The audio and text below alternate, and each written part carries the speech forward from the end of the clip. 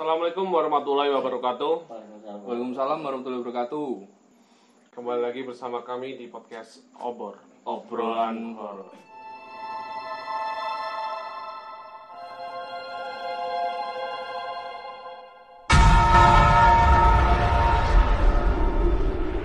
Masih bersama kami yang selalu menemani kalian di setiap malam-malamnya. Kalau nggak berani tonton pagi, siang, atau sore. Kalau masih nggak berani, tonton bersama teman-teman kalian. Kali ini kami akan mengisahkan suatu treat horror story yang real, bukan akun fake. Ya, dengan berjudul Hantu Wanita Penghuni Kos. Cerita ini dibawakan oleh Kagome Mawar dengan user Twitternya HeyDitAdit. Enak anu nih. HeyDitAdit. Lanang wedok. Anggapnya wedok Kagome Mawar pisan. Bagaimanakah kesereman cerita kali ini? Cerita dari Kagome Mawar dengan hantu wanita. Gitu. Di manakah itu? Seperti apa bentuknya? Tonton terus video ini sampai selesai. Apakah nanti akan jadi temannya? Akan jadi teman tidurnya atau jadi pelakornya? Wis. Jangan lupa juga siapkan amunisi untuk menemani kalian nonton video ini sampai selesai. Dan pasang headset agar hantu penghuni itu lebih terasa. Oke, Bor, langsung aja kita nyalakan obornya. Waktu itu sekitar tahun 2015, harusnya aku masuk kuliah semester 5. Tapi karena aku break kuliah, saat itu sedang mengalami kesusahan ekonomi. Terpaksa berhenti 1 tahun, kembali pulang dan bekerja. Akhirnya tiba waktu masuk semester ganjil dan pembukaan pengurus mahasiswa aktif kembali. Saat itu, aku masih dalam posisi bekerja. Lalu izin 1 hari untuk pergi mengurus berkas-berkas untuk bisa kuliah lagi dan sekalian mencari kos karena memang sudah tidak ada waktu lagi. Perjalanan dari Kediri menuju Malang ditempuh 2,5 jam menggunakan sepeda motor. Sampailah di kampus setelah lama sekali meninggalkan kampus.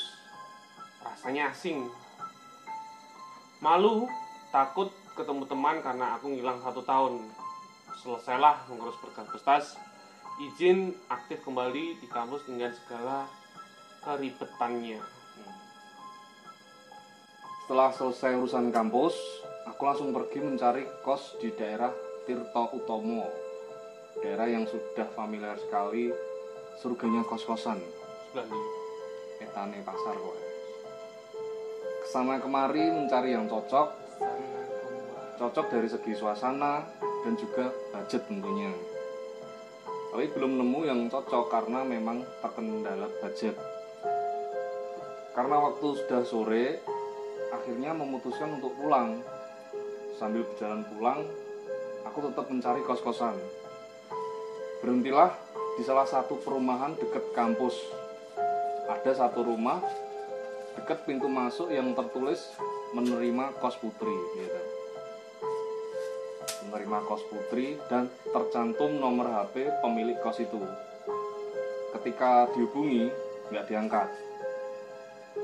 Karena waktu semakin malam, aku memutuskan pulang aja. Nanti dihubungi dari rumah.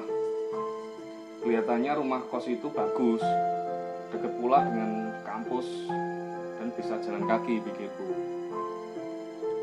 Nah, sampai rumah pukul 8 malam. Buka HP, ternyata ibu pemilik kos menghubungi dan menjawab chatku sebelumnya. Apakah masih ada kamar kosong? Beliau membalasnya, "Iya, ada mbak. Tapi di kos saya di Tirto Utomo. Kalau yang di perumahan sudah penuh mbak."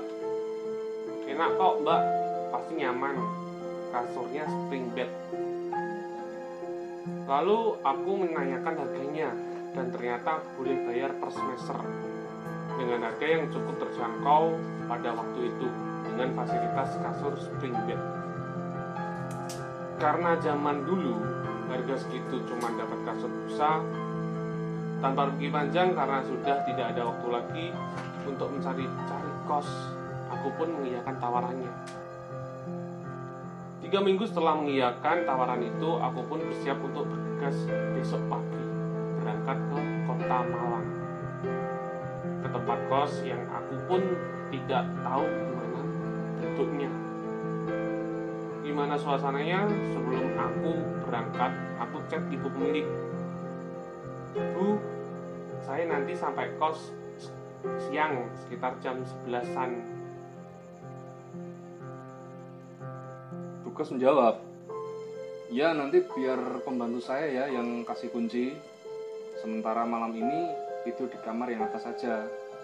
Besok kalau saya sudah pulang tak kasih kuncinya yang bawah." Lalu aku membalas mengiyakan sesuai apa yang dikatakan ibu kos. Sampailah ibu kos baruku.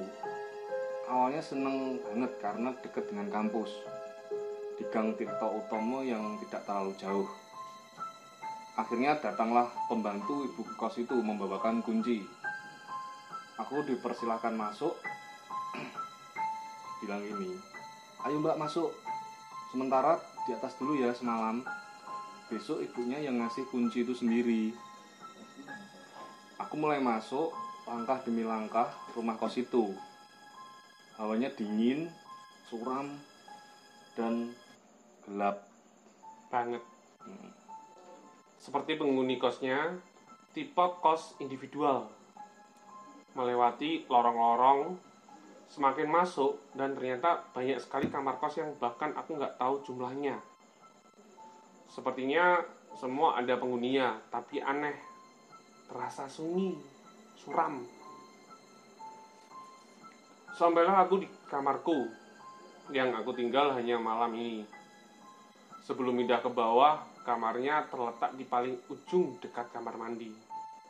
Pertama kali masuk kamar, atau bahkan masuk kosnya, suasananya itu udah ngerasa seperti banyak yang memperhatikan.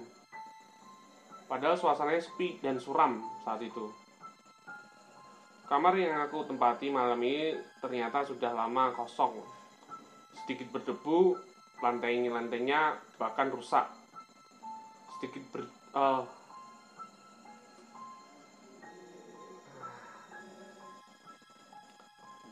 dengan keramik yang banyak copot sana sini. Ninja pun goyang. Padahal aku bukan tipe penakut. Tapi tidak malam ini. Malam ini benar-benar aku tidak merasa nyaman. Benar-benar takut saat itu. Aku coba mikir, alah gak apa-apa, cuma semalam di sini. Ntar pindah ke bawah kok. Bahkan belum itu aku tidak tidur, karena aku merasa nggak nyaman, merasa diperhatikan padahal nggak ada siapa-siapa. Semalam nggak ngelanjutin karena tiba-tiba takut, kayak ada suara cewek nangis. Tapi ini sudah pindah kos posisinya. Setelah semalaman menahan rasa takut, dengan suasana yang sunyi, suram, tidak seperti kos-kosan pada umumnya yang banyak suara anak-anak kos kayak gitu. Padahal kamar-kamar kos itu hampir semuanya berpenghuni. Akhirnya pukul 8 pagi ibu kos datang. Bahkan suasana pagi di kos itu tetap terasa gelap banget. Mungkin kosnya itu kayak kebun doro, Kandang ayam. Akhirnya pindah juga ke bawah, pikirku. Aku diantarkan ke kamarku di bawah nomor 2 setelah pintu masuk. Sebelah kanan kamarku ada kamar juga yang penghuninya cukup ramah saat itu aku datang. "Mbak, baru ngekos di sini ya?" "Iya Mbak." "Mbak semester berapa?" tanyaku. "Wah, udah semester tua. Ini lagi ngurus skripsi," jawabnya. Akhirnya aku masuklah ke kamarku, cukup luas dengan harga murah. kasur spring bed, meja, dan lemari. Masih cukup luas, space kosong. Tapi sayang, lantainya kotor, debu dan kotor yang mengering keras, kasar. Seperti sudah dibiarkan lama sekali kosong tanpa dibersihkan. Pagi itu aku langsung mencoba membersihkan, ngepel sana sini, tapi percuma. Kotoran-kotoran debu itu sudah terlanjur menempel. Hari semakin sore, matahari sudah mulai terbenam dan gelap. Aku nyalakan lampu kamar. Bayangkan saja, dengan kamar yang cukup luas, lampunya cuma lampu kecil 5 watt tok. Semakin malam semakin suram, senyap, dan lemban. Apalagi area dapur, begitu terasa hawa yang sangat dingin dan suram. Benar-benar lampu di sini tuh seperti memang disengaja agar tidak terlalu terang. Sebelah kiri kamarku itu ada 2 kamar mandi. Satu kamar mandi berukuran kecil, satu lagi itu berukuran besar. Tapi entah kenapa sering ditutup dan jarang dipakai. Hari pertama, kedua aku lewati tanpa kejadian apa-apa. Tapi setiap malam aku susah sekali tertidur. Setiap kali sudah hampir tertidur, tiba-tiba bangun. Lagi-lagi seperti merasa diperhatikan. Entahlah, pokoknya coba berpikir positif aja lah. Mungkin karena masih baru di sini. Hari ketiga, ini yang membuatku semakin takut. Ibu kos tinggal serumah dengan kami. Kami sering datang untuk membersihkan kos, menyapu lantai. Waktu itu masih pagi pukul 6. Terdengar suara 2 orang sedang mengobrol di depan kamarku. Ternyata itu ibu kos dan mbak kos sebelah kamar. Mulai dari sini ketakutanku semakin nyata. Aku mendengarkan obrolannya dari dalam kamarku. Terdengar sangat jelas. Bu, kemarin saya melihat ada sosok cewek, Bu, pakai baju putih. Di sini di belakangnya seperti kayak ada bulu mirip bulu merak. Saat itu juga aku langsung keluar kamar karena penasaran dengan ceritanya itu. Ketika aku keluar kamar, mereka terlihat kaget. Sontak mbak kos berkata, "Aduh, ini ada anak kos baru. Maaf ya, kamu denger ya. Aduh, nanti kamu jadi takut." Kemudian ibu kos menimpali. Ibu kos berkata, "Ya kalau bisa ngaji ya, buat ngaji biar nggak takut." Memang sarannya benar, tapi bukan itu respon yang aku harapkan. Malah seperti mengiyakan bahwa kos ini memang berhantu. Percakapan pagi itu benar-benar membuatku semakin takut. Hari demi hari aku lalui dengan rasa takut. Setiap langkah, setiap aktivitas selalu saja merasa ada yang memperhatikan. Sama sekali jauh dari rasa nyaman.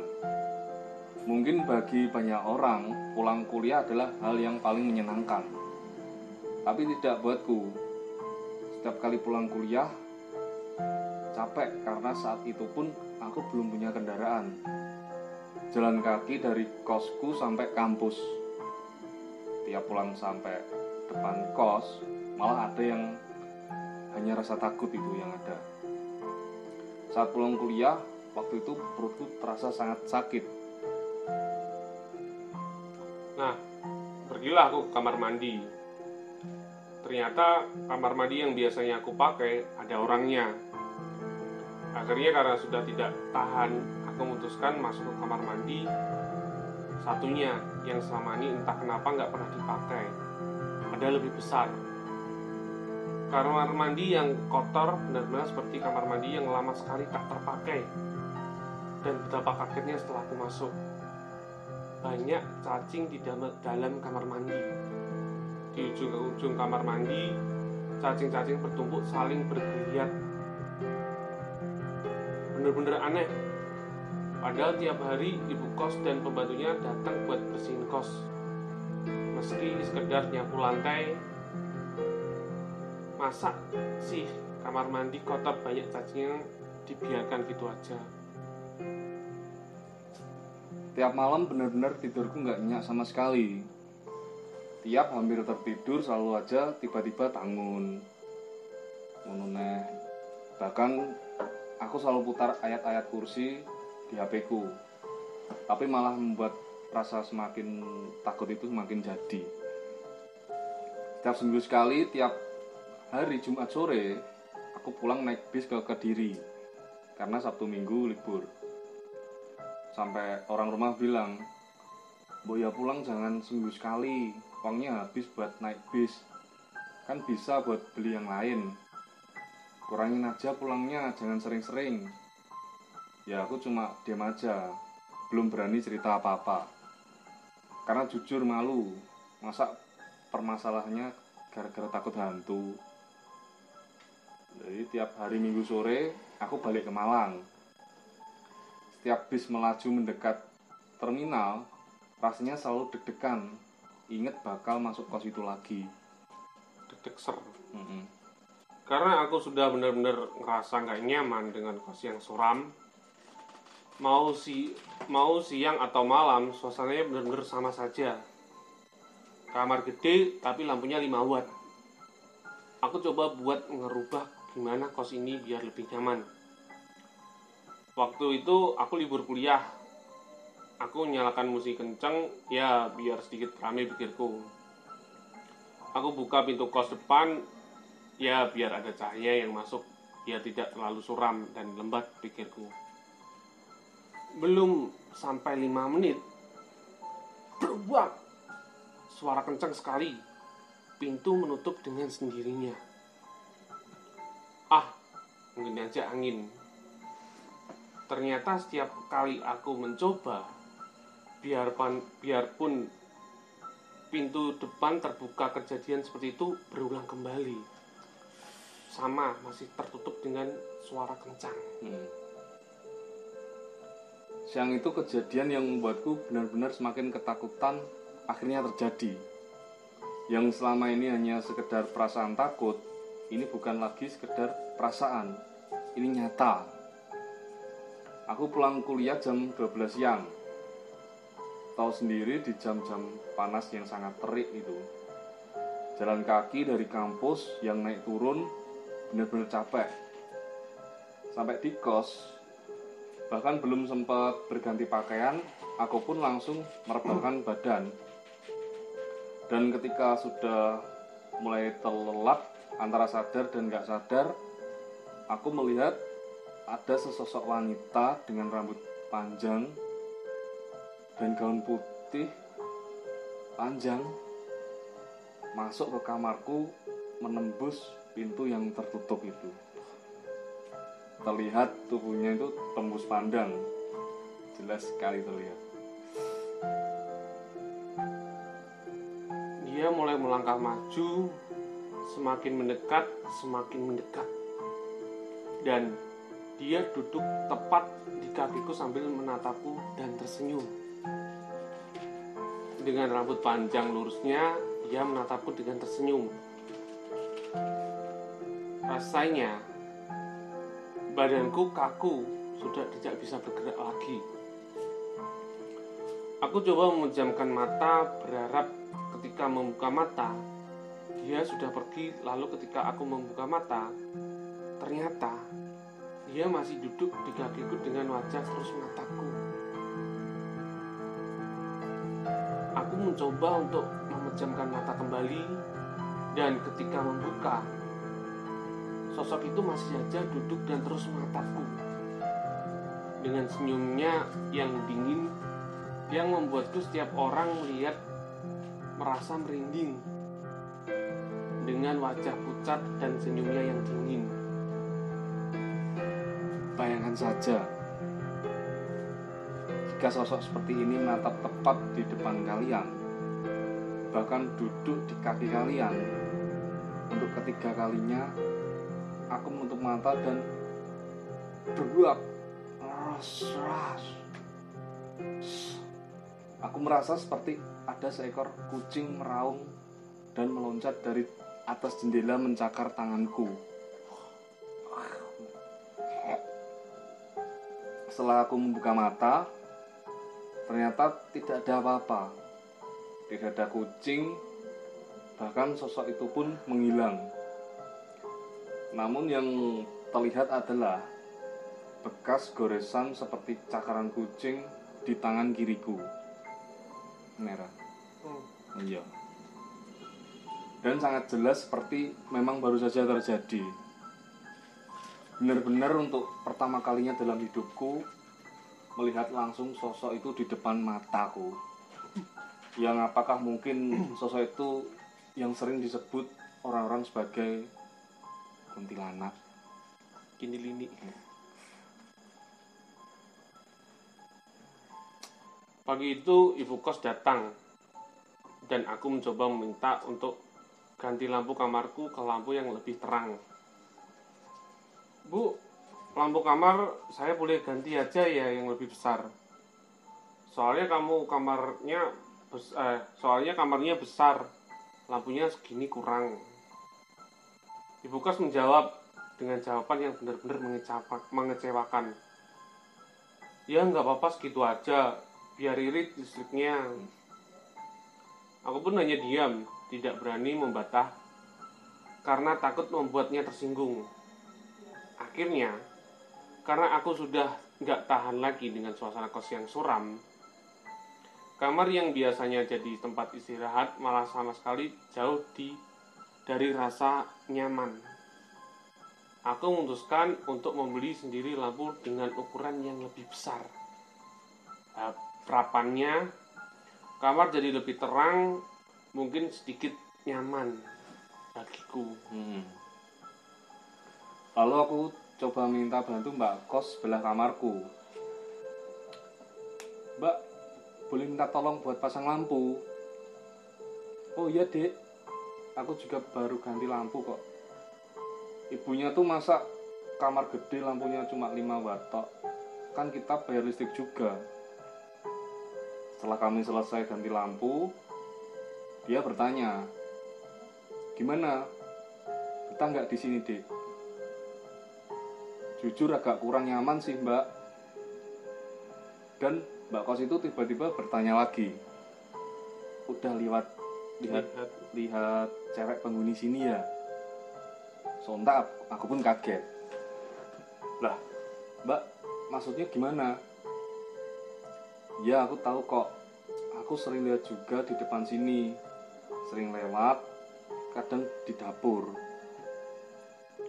Udah gila, dia ngomong begitu dengan santainya, sedangkan aku semakin takut. Ditambah cerita itu, kamarku sekarang lebih terang semenjak dicopin lampu itu. Tapi benar-benar gak bisa merubah suasananya. Entah kenapa masih saja terasa suram suasananya di kota santri di kosan itu, di dalam kos kamar. Pagi itu suara cukup berisik dan ramai di kos. Ternyata ada ibu kos dan beberapa tukang yang sedang benerin saluran air yang mampet. Kata Pak Tukang, ini yang bikin mampet banyak gumpalan rambut bu. Iya, rambutnya anak-anak itu paling rontok numpuk di selokannya itu, kata ibu kos. 2 hari kemudian, lagi-lagi suara berisik ibu kos dan Pak Tukang datang lagi dengan masalah yang sama. Saluran air mampet. Lah, ini loh bu, ada kumpulan rambut lagi. Padahal ya baru 2 hari lalu bersihin loh. Ibu kos terlihat kesal dan menjawab, duh, kos ini ya ngabisin duit. Ada aja yang rusak. Ada aja pengeluaran terus.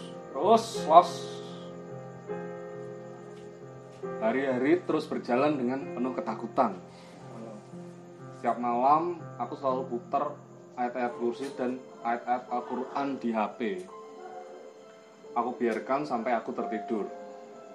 Meskipun selalu saja setiap hampir selalu terbangun dengan rasa kaget, padahal nggak ada apa-apa itu. Sudah dipastikan setiap hari Jumat aku pulang ke Kediri. Ya, meskipun selalu diingatkan untuk tidak terlalu sering pulang karena ngabisin uang buat ongkos bis. Tapi minggu itu aku nggak pulang karena ibuku mengunjungiku dan nginap di kos untuk beberapa hari. Siang itu ibuku datang dan aku menyebutnya di terminal, jalan kaki. Ya karena nggak ada kendaraan dan jalan ke terminal itu cukup dekat dengan melewati jalan pintas di gang-gang sebelah kos.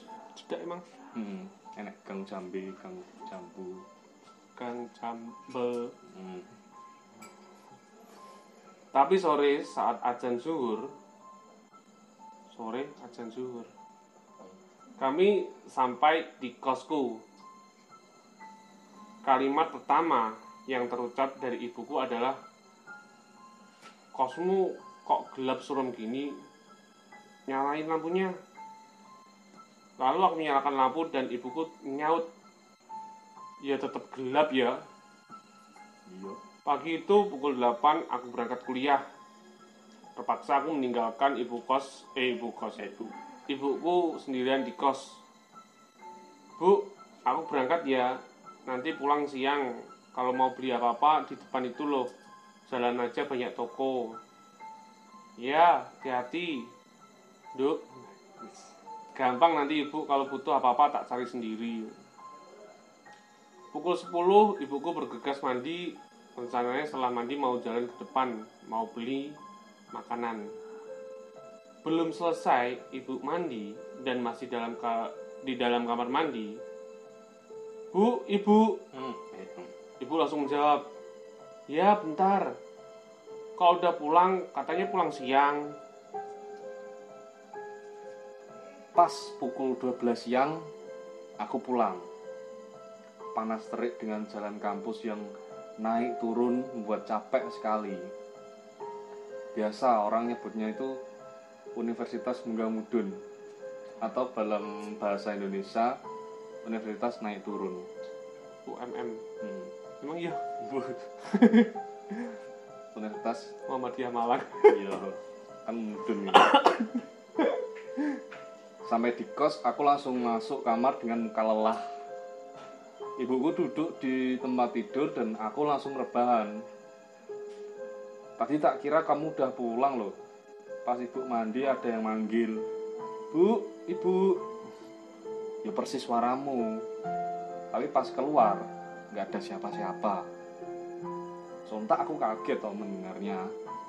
Padahal sama sekali aku nggak pernah menceritakan apapun soal kos ini.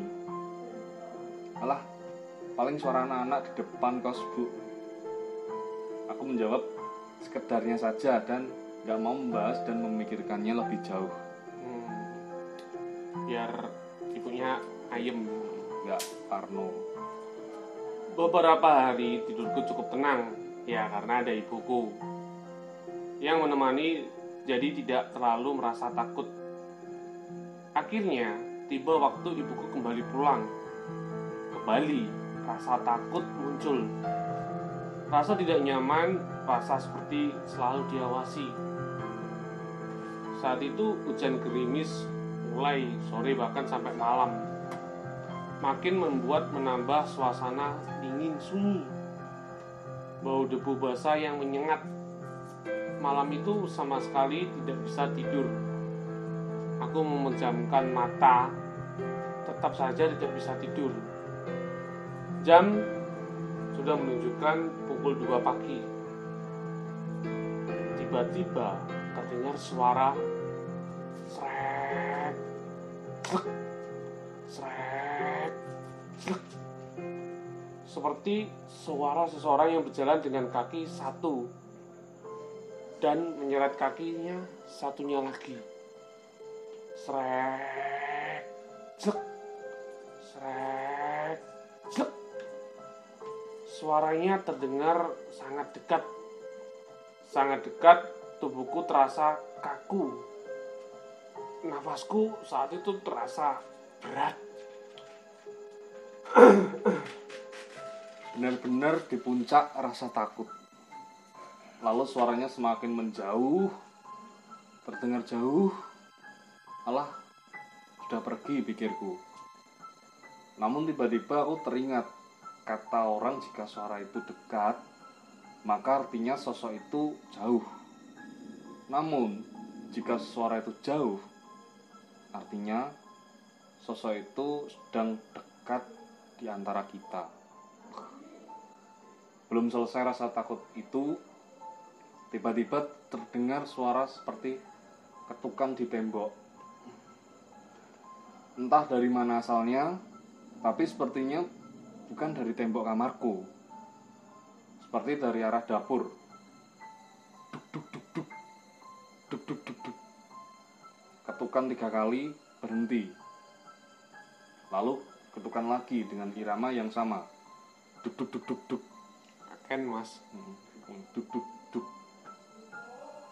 Aku yang bisa menahan rasa takut dan membaca doa, apapun doa yang aku bisa. Terus aku ucapkan. Suara itu perlahan menghilang. Azan subuh mulai berkumandang, terdengar. Saat itu aku merasa lebih tenang dan lega. Suasana pagi yang tetap terlihat gelap di kos yang entah kenapa suasananya seperti ini. Kamar mandi yang dipenuhi cacing, lampu-lampu yang dibiarkan temaram, anak-anak kos yang individual sekali jarang berkomunikasi, sosok-sosok dan suara-suara yang sering aneh muncul. Dan aku memutuskan tidak akan melanjutkan kos di sini. Nanti setelah habis masa kosku selama 1 semester, aku akan pindah saja dari kos ini. Hari mulai siang dan hujan deras.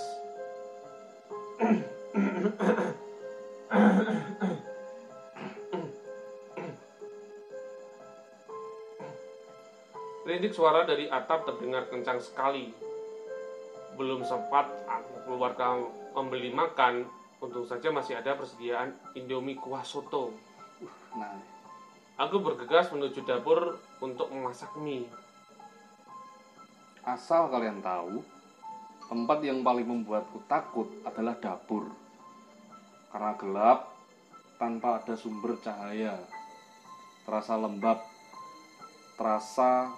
Rasanya ingin cepet-cepet selesai urusan di dapur dan segera pergi. Akhirnya selesailah makan Indomie rasa soto itu. Selesai makan, apalagi di saat hujan seperti itu. Turun mas, lagi mateng. Gak penting mangan mie. Betapa terkejutnya langsung ya.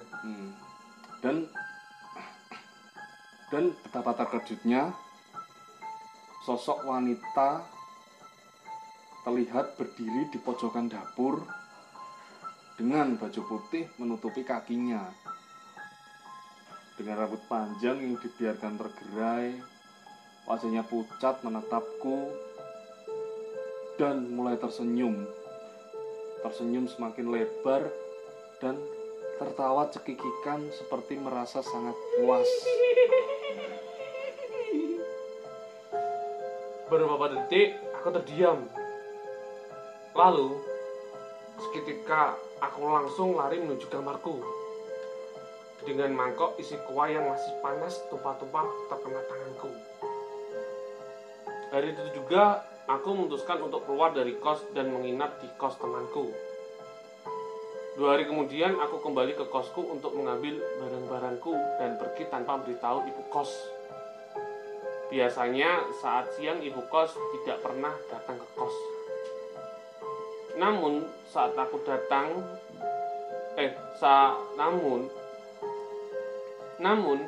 saat aku akan pergi membawa keluar barang-barangku, ibu kos datang. Loh, mau pindah? Kok gak bilang-bilang dulu? Tahu padahal kemarin banyak yang nanyain kos. Udah, gimana sih? Ah, iya, aku memang salah. Tapi terserah, aku tidak sempat memikirkan lagi. Yang penting aku harus keluar dari kos ini meskipun harus rugi bayar 1 semester dan hanya menempati 3 bulan. Akhirnya aku pindah ke kos yang baru. Bangunannya masih baru, catnya masih terlihat bersih. Di dalamnya itu terang, nggak seperti kos yang lama, seperti komplek perumahan. Tapi semua tempat kos, apalagi suasananya sejuk. Dari balkon lantai 2 itu bisa melihat pemandangan gunung yang mengelilingi Malang. Sebelah kos baruku itu persawahan yang ditanami padi. Terlihat hijaunya segar view ini itu. Dan ternyata belakang kos baruku itu adalah kuburan. Sarean. Ya situlah cerita pengalaman dari Mbak Kagumi Mawar. Nama aslinya siapa tuh? Dita Leni ke Pavia. Jadi pengalaman saat dia ngekos di Malang saat kuliah. Mungkin kos-kos di situ kan banyak kos-kosan ya. Di mau daerah kosnya utama. Apa mau mbuh? Kok cedak kampusnya kuwi lho. Utari utama. Jarimu cedake pasar. Tirta Utama. Tirta Utama. Daerah dhuwur iki. Yes, daerah kono. Kono iki sebelah ndi to? Aku gak ngerti. Pokoknya daerah kampus kono cedak kono pokoknya. Pokoknya cedak situ kan banyak kos-kosan, apalagi kos-kosan putri. Pasti ya, yang namanya kos ya pasti ada hal yang seperti itu Mas ya. Yoi. Kosmu ya eneng, Ada pokoknya. cuman awakmu sing mending turu ae enak. Lah mulai bengi. Awane turu. Biasa anak kos-kosan. Iya, mulai kuliah. Kuliah di samping ngekos. Iya. Jadi seperti itulah pengalaman yang dialami oleh Kagumi. Rasa yang sungguh terlalu tak bisa dibilang nyaman, tapi harus terpaksa menyamankan diri. Nyata. Iya. Di sosok wanita, terus Yang membawa bulu merak, cacing di kamar mandi, rambut di bawah, sumpetan gitu. maksudnya sumpetan. Paling pas keramas, rontok. Wanita nih kuwi. Songsok kinclini. Wes lah. Lanjut nanti cerita kedua. Langsung nanti. Ini benar-benar serem lah kos-kosan di Malang, apalagi dewean ngono. Sendirian. Anak baru mesti yo takut lah wis. Kok sebenarnya gak sih semester 5, Mbak. Pindah kos lah. Oh iya. Yes, mengingatkan lagi buat teman-teman obor yang mempunyai cerita pengalaman horornya bisa di-share ke kami lewat link yang ada di deskripsi. Entah itu pengalaman saat numpak naik motor apa lagi di mana, terus pengalaman di pas liburan apa piye, ngopi. Pokoknya pas di desa itu ada apa, pas naik gunung. Wes suwi ya gak nggonin cerita gunung. Bisa di-share ke kami lewat link yang ada di deskripsi. Atau langsung inceng di akun media sosial official. Ya, media sosial official. @obar-obor di Instagram dan Twitter. Langsung saja wis. Terima kasih Mbak Kagumi Mawar yang sudah mengizinkan kita untuk membawakan tweetnya ke channel YouTube kami yang bukan milik pribadi. Mohon maaf bila ada salah kata atau salah mengreka-reka, ya kan? Kami mohon maaf. Terima kasih juga untuk para sobat obor batur yang sudah menontonnya. Mohon maaf bila ada salah katanya juga. Jangan lupa like, comment, share, dan subscribe. Gak penting kan? Penting terus berkarya. Yo.